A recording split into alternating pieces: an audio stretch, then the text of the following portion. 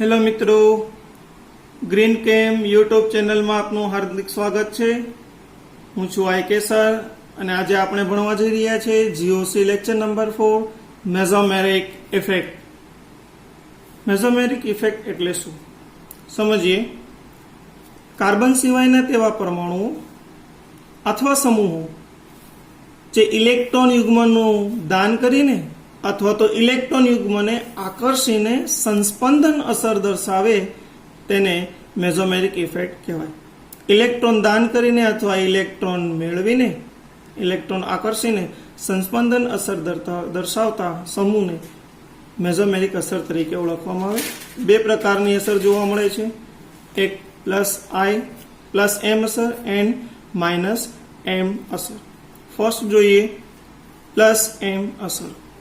ખાસ કરીને ઇલેક્ટ્રોન દાતા સમૂહો આ અસર દર્શાવે છે. બેન્ઝીન રિંગમાં એમ અસર દ્વારા ઇલેક્ટ્રોનની ઘનતામાં વધારો થાય. બેન્ઝીન રિંગમાં એમ અસર દ્વારા ઇલેક્ટ્રોનની ઘનતામાં વધારો થશે. ઇલેક્ટ્રોનની ઘનતા ઓર્થો અને પેરા સ્થાનમાં જોવા મળે છે. મેટા સ્થાનમાં પ્લસ એમ અસર દર્શાવતું નથી. વધારે વિદ્યુત ઋણ પરમાણુ બેન્ઝીન સાથે સીધા જ જોડાયેલા હોય છે. બેન્ઝીન રિંગની એસિડિકતામાં ઘટાડો કરે છે. જોઈએ એક્ઝામ્પલ નંબર 1.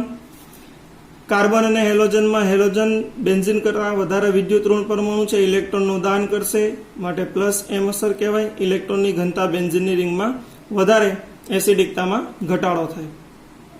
વ્યાખ્યા મુજબ જોઈએ તો ઓક્સિજન પરમાણુ ઇલેક્ટ્રોનનું લોન પેરનું ડોનેશન કરે છે. લોન પેરના donation through pi bond shift બાજુના કાર્બન પર થશે. ત્યાંથી લાસ્ટ પાઇ બોન્ડ જે છે એ લોન પેરમાં કન્વર્ટ થાય.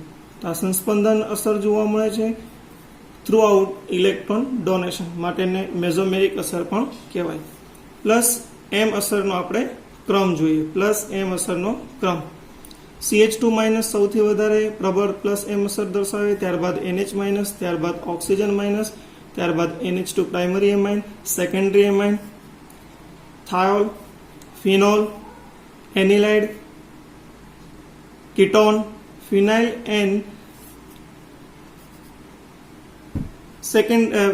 એન્ડ આલ્કીન બંને સેમ દર્શાવે છે. ત્યારબાદ ફ્લોરિન, ક્લોરિન, બ્રોમિન, આયોડિન આ ક્રમમાં પ્લસ એમ અસર જોવા મળે. જોઈએ CH2-, NH-, ઓક્સિજન-, NH2 પ્રાથમિક amine, secondary amine, thiol, phenol, anilide, ketone, phenyl and alkene same plus M અસર દર્શાવે. Fluorine, chlorine, bromine and iodine આ ક્રમ પ્લસ એમ અસરનો ક્રમ છે. પરંતુ અહીંયા અપવાદ છે, અપવાદ આપણે જોઈ લઈએ. હેલોજનના કિસ્સામાં જો પ્લસ એમ અસર અને માઇનસ આઈ અસર ઇન્ડક્ટિવ ઇફેક્ટ એન્ડ મેસોમેરિક ઇફેક્ટનો આપણે કમ્પેરિઝન કરીએ તો મેસોમેરિક ઇફેક્ટ એ હંમેશા પ્રબળ હોય, પ્રભાવી હોય as compare to inductive effect. Same negative minus I અસર કરતાં પ્લસ એમ અસર પણ વધારે જોવા મળે. પરંતુ હેલોજનના કિસ્સામાં પ્લસ એમ અસર કરતાં માઇનસ આઈ અસર વધારે પ્રભાવી હોય, પ્લસ એમ અસર એ નિર્બળ જોવા મળશે. ઇલેક્ટ્રોનના donation through halogen benzene ring ઉપર પ્લસ એમ અસર દર્શાવે છે. સેમ કાર્બન કરતાં હેલોજન વિદ્યુત ઋણતા વધારે હોવાથી ઇલેક્ટ્રોન એ આકર્ષે છે, ઇલેક્ટ્રોનની ઘનતા બેન્ઝીન રિંગમાં ઘટાડશે માટે પ્લસ એમ કરતાં minus I effect in the case of halogen એ પ્રીડોમિનન્ટ હશે, પ્રભાવી હશે. માઇનસ એમ અસર ખાસ કરીને ઇલેક્ટ્રોન આકર્ષક સમૂહ આ અસર દર્શાવે છે. ઓર્થો અને પેરા સ્થાનમાં ઇલેક્ટ્રોનની ઘનતા આ અસરના લીધે ઘટે. ફિનાઇલ રિંગ સાથે ના પરમાણુ એટલે કે ફિનાઇલ રિંગ સાથે જે પરમાણુ જોડાયેલો હોય તેની સાથે તે પરમાણુ કરતાં વધારે વિદ્યુત ઋણ પરમાણુ પાઇ બંધથી જોડાયેલા હોય છે. આ અસરના લીધે સંયોજનની એસિડિકતામાં હંમેશા વધારો થતો જોવા મળે. જોઈએ એક્ઝામ્પલ. બેન્ઝાલ્ડિહાઇડ, કાર્બન તેની સાથે કાર્બન સાથે જોડાયેલો પરમાણુ ઓક્સિજન વધારે વિદ્યુત ઋણ છે, પાઇ બંધથી જોડાયેલો છે. ઇલેક્ટ્રોનને પોતાના તરફ ખેંચે એટલે કાર્બન ઉપર ઇલેક્ટ્રોનની ઘનતા ઘટે એટલે ફિનાઇલ રિંગના લોન પેર એ શિફ્ટ કાર્બન કાર્બન વચ્ચે થશે। આ રીતે ઇલેક્ટ્રોનની ઘનતા ફિનાઇલ રિંગમાં ઘટે માટે એસિડિકતામાં વધારો થશે। માઇનસ આ અસરનો આપણે ક્રમ જોઈએ તો માઇનસ આ અસરનો ક્રમ આ મુજબ જોવા મળે છે। CH2+ સૌથી વધારે, તેનાથી ઓછો NO2, ત્યારબાદ સાયનો, ત્યારબાદ sulfonic acid, aldehyde, ketone, anhydride, ester, carboxylic acid, amide and carboxylate ion. CH2+, NO2-, CN-, sulfonic acid, aldehyde, ketone, anhydride, ester, carboxylic acid, amide and carboxylate ion. જો કેટલાક ક્વેશ્ચન આપણે solve કરીએ। Question number 1, નીચેના સંયોજનોની એસિડિકતા જણાવો। એસિડિકતાનો ક્રમ જણાવો। એસિડિકતા ક્રમમાં carboxylic acid system આપી છે। કાર્બોક્સિલિક એસિડમાં જ્યારે H+ દૂર થશે એટલે નેગેટિવ ચાર્જ આવશે। સેમ 3 ઓક્સિજન ઉપર સેમ નેગેટિવ ચાર્જ આવે। પ્રથમ ઓપ્શનની અંદર માત્ર ને માત્ર કાર્બોક્સિલેટ આયન છે, એક પણ વિસ્થાપિત સમૂહ તેના સાથે ફંક્શનલ ગ્રુપ અટેચ નથી। પરંતુ ઓપ્શન નંબર બી અને સી માં ઓપ્શન નંબર બી નાઇટ્રો સમૂહ ધરાવે છે, ઓપ્શન નંબર સી હાઇડ્રોક્સિલ સમૂહ ધરાવે છે। નાઇટ્રો ગ્રુપ એ માઇનસ આ અસર દર્શાવે એન્ડ -M અસર પણ દર્શાવે। બંને અસરને લીધે નાઇટ્રો સમૂહની અંદર ઇલેક્ટ્રોન ફિનાઇલ રિંગથી ખેંચશે એટલે ઇલેક્ટ્રોનની ઘનતા કાર્બોક્સિલેટ આયન પાસે ઘટે, એસિડિકતામાં વધારો થાય। જ્યારે હાઇડ્રોક્સિલ સમૂહ ઇલેક્ટ્રોનનું ડોનેશન કરે, ઇલેક્ટ્રોનના ડોનેશન દ્વારા +M અસર દર્શાવશે, +M અસર દર્શાવે, કાર્બોક્સિલેટ આયન ઉપર ઇલેક્ટ્રોનની ઘનતા ઘટે, એસિડિકતામાં ઘટાડો થાય। પરંતુ ઓપ્શન નંબર બી સૌથી વધારે એસિડિક થઈ ગયો। ઓપ્શન નંબર એ અને સી માં કોણ વધારે એસિડિક એની આપણે ચર્ચા કરીએ તો ઓપ્શન નંબર 1 ઓલવેઝ એસિડિક થશે due to the no any substituent are present, કોઈ પણ એના પાસે વિસ્થાપન નથી માટે એની એસિડિકતા કાર્બોક્સિલેટ આયનની વધે। આયા OH- આયનને લીધે તેની એસિડિકતા ઘટશે માટે એ અને સી માંથી એ વધારે એસિડિક, ત્યારબાદ સી, માટે ક્રમ આપણી પાસે થશે BAC। સેકન્ડ ક્વેશ્ચન જોઈએ। સેકન્ડ ક્વેશ્ચનની અંદર આપણને ફિનોલની સિસ્ટમ આપેલી છે। ફિનોલ પાસે જ્યારે H+ દૂર કરાવે એટલે ફિનોક્સાઇડ આયન સેમ એના ઉપર ક્રિએટ થાય। એ ફિનોક્સાઇડ આયનમાં પ્રથમ સાથે ક્લોરીન છે, ક્લોરીન એ -I ઇન્ડક્ટિવ અસર દર્શાવે છે।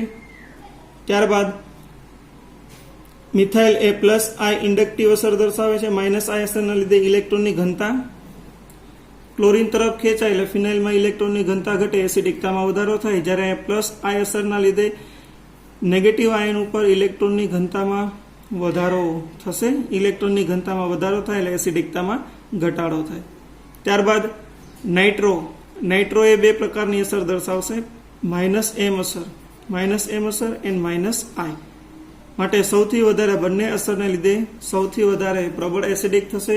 ઇલેક્ટ્રોન ખેંચવાની ક્ષમતા સૌથી વધારે સંયોજન નંબર સી પેરાનાઇટ્રોફિનોલ પાસે હશે। એટલે ફર્સ્ટ પેરાનાઇટ્રોફિનોલ સી એ ઓપ્શનમાં આપણે એસિડિક લખી શકીએ। ત્યારબાદ આપણી પાસે મિથોક્સી ગ્રુપ છે, 4-મિથોક્સી ફિનોલ। 4-મિથોક્સી ફિનોલની અંદર આપણે જોઈએ તો +M અસર દર્શાવે છે, ઇલેક્ટ્રોન દાતા એટલે ફિનોક્સાઇડ આયનની ઘનતામાં ઘટાડો થાય, એસિડિકતા એની ઘટે। હવે સી પછી -I અસર, ઇલેક્ટ્રોન ખેંચવા માટેના સમૂહ 2 છે અને 2 ઇલેક્ટ્રોન દાન કરે છે। તો ઇલેક્ટ્રોન ખેંચવા માટેની જો આપણે વાત કરીએ તો સી સૌથી વધારે, ત્યારબાદ ઇલેક્ટ્રોન ખેંચે એ, બીજા ક્રમમાં એ આવે। બી અને ડી ની કમ્પેરિઝન કરવામાં આવે તો +M અસર એ +I અસર કરતા વધારે પ્રબળ હોય માટે ઓપ્શન નંબર ડી એ તેનાથી ઓછો એસિડિક થશે કારણ કે વધારે ઇલેક્ટ્રોન ડોનેશન કરે, +I એ ઓછો ડોનેશન કરે એટલે બી એન્ડ ડાયરેક્ટ લાસ્ટમાં આવશે ડી, એટલે CABD આ થાય સૌથી ઓછો એસિડિક ડી અને સૌથી વધારે પ્રબળ એસિડિક સી થશે।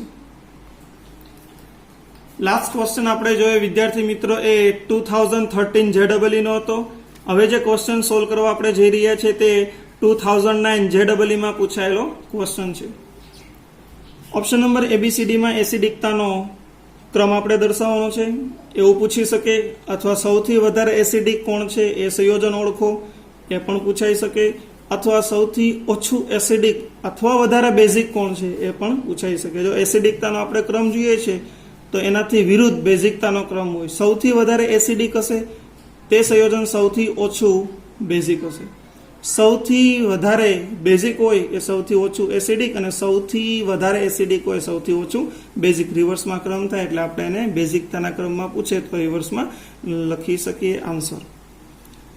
Phenol, four chlorophenol, 2 phenol system, benzoic acid and four methyl benzoic acid. પ્રથમ તો આપણે જોઈએ કે જ્યાંથી હાઇડ્રોજનને દૂર કરવામાં આવે તો ફિનોક્સાઇડ આયન બનશે, અને અહીંથી હાઇડ્રોજનને દૂર કરવામાં આવે તો કાર્બોક્સિલેટ આયન બનશે. ફિનોલ એન્ડ કાર્બોક્સિલિક એસિડમાંથી સૌથી વધારે પ્રબળ અથવા એસિડિક નેચર એ કાર્બોક્સિલિક એસિડનો નેચર થશે.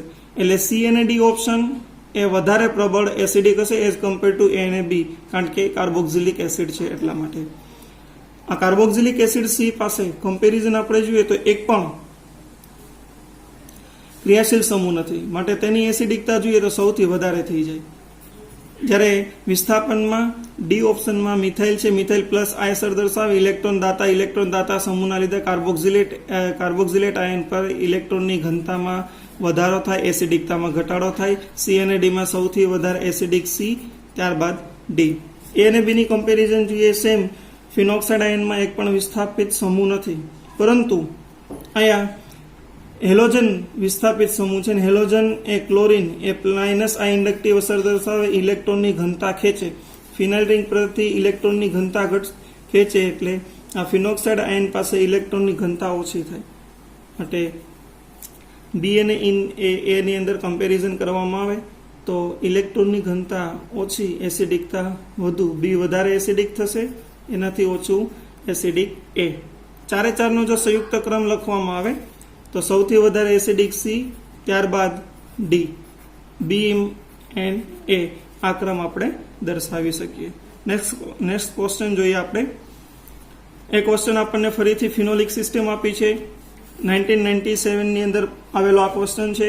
ફિનોલિક સિસ્ટમની અંદર જો અહીંથી એચ દૂર કરવામાં આવે તો ફિનોક્સાઇડ આયન બનશે, અને આ ફિનોક્સાઇડ આયનની એસિડિકતા આપણે જોઈએ છીએ. આ એક પણ ક્રિયાશીલ સમૂહ નથી એટલે ત્યાં કોઈ કમ્પેરિઝન નથી. પરંતુ ઓપ્શન નંબર બીમાં મિથાઇલ છે, મિથાઇલ પ્લસ આઈ અસર દર્શાવે, પ્લસ આઈ અસર દર્શાવવાથી તેની એસિડિકતામાં ઘટાડો થશે, કારણ કે ઇલેક્ટ્રોનની ઘનતા વધે, પ્લસ આઈ અસર એસિડિકતા ઘટે.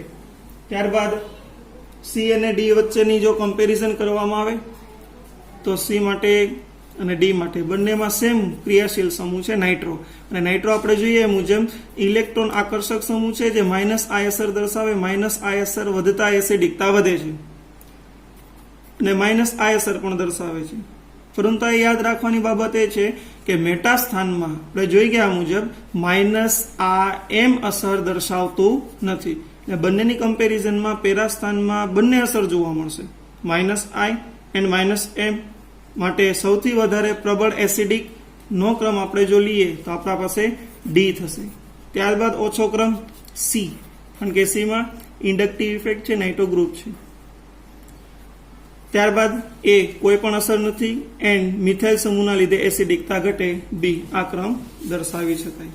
જો લાસ્ટ ક્વેશ્ચન ખૂબ મહત્વનો ક્વેશ્ચન છે. Number 1, phenol OH ion. ફિનોલની એસિડિકતા આપણને આપી છે para nitro, meta nitro and ortho nitro. Nitro group minus M અસર દર્શાવે, ઇલેક્ટ્રોન આકર્ષક સમૂહ છે. માઇનસ એમ અને માઇનસ આઈ બંને પ્રકારની અસર જોવા મળશે, પરંતુ મેટા સ્થાનમાં માત્ર ને માત્ર માઇનસ આઈ અસર જોવા મળે. માઇનસ એમ અસર મેટા સ્થાનમાં દર્શાવતું નથી. એટલે એ, બી અને સી ની જો કમ્પેરિઝન કરવામાં આવે આપણને તો ઓર્થો સ્થાનમાં માઇનસ એમ અને આઈ બંને અસર હોવાથી, અને માઇનસ આઈ અસર આપણને ખબર છે ઇન્ડક્ટિવ અસર, ડિસ્ટન્સ વધતા ઇન્ડક્ટિવ ઇફેક્ટ ઘટે. તો એ સૌથી ઓછું ડિસ્ટન્સ માટે સૌથી વધારે એસિડિક સી થાય.